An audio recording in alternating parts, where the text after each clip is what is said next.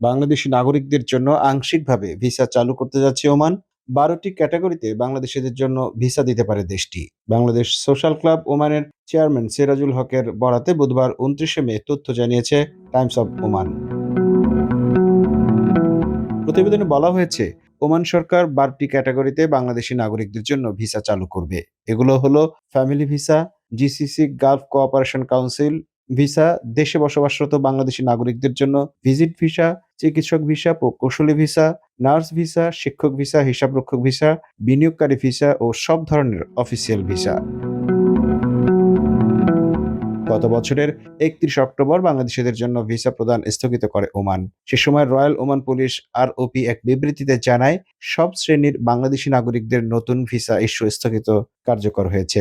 ওমানে ট্যুরিস্ট ও ভিজিট ভিসায় আসা প্রবাসীদের ভিসা পরিবর্তন করার সুযোগও স্থগিত করা হয়েছে।